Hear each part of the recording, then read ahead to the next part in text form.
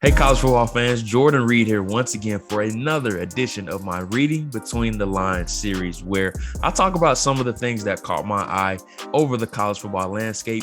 This week, we had week 4 of the college football season. I know the college football season is going by so fast, but we have a bunch of things that really caught my eye personally this week. And the first thing that I have to talk about is Clemson.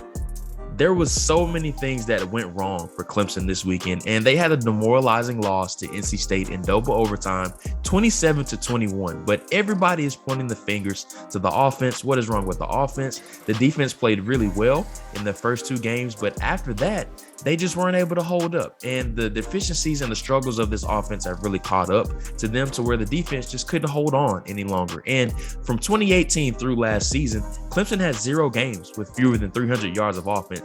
This season alone, through their first 3 games, they have only had 300 yards of offense in 1, and that was against 1AA FCS opponent South Carolina State. This loss to NC State snaps their streak of 37 straight wins versus unranked opponents, and NC State really took it to them on both sides of the football. So Clemson's sitting at 1-2 right now, uncharted waters for them. This is foreign territory for the Clemson Tigers.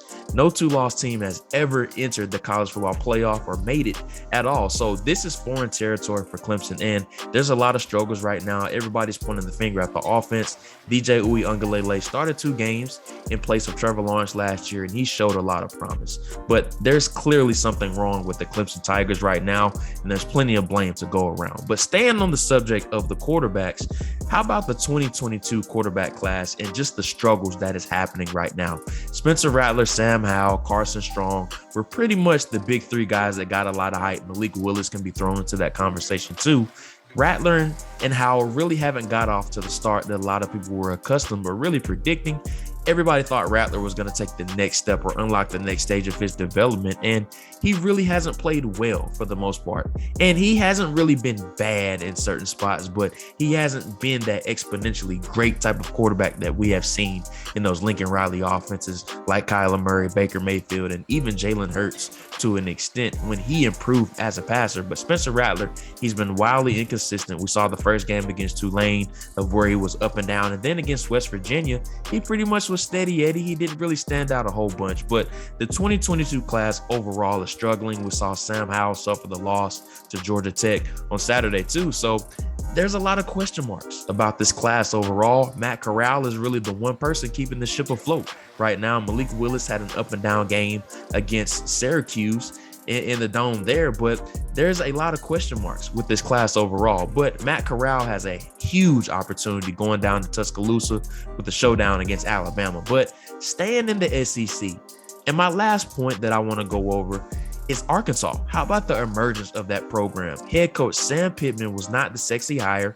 when he was hired, but he really has this program on the right path. They get the big victory over Texas A&M on Saturday where they really dominated the game. And you're starting to see a bunch of big-time prospects step up in this program. Treylon Burks had 167 yards in this game. Jalen Catalon was flying all over the field. But how about Mizzou transfer Trey Williams, who came up big in this game against Texas A&M? And Arkansas, nobody really predicted them to really come out of nowhere like this, coming off a consecutive 2-10 seasons and then going 3-7 in 2020. Nobody expected them to eventually enter the top 10 in the country, let alone be ranked. So how about Sam Pittman and how quickly he has turned around this program? Offensive line coaches, they very rarely get these type of head coaching jobs, and you really see them selling as far as position coaches.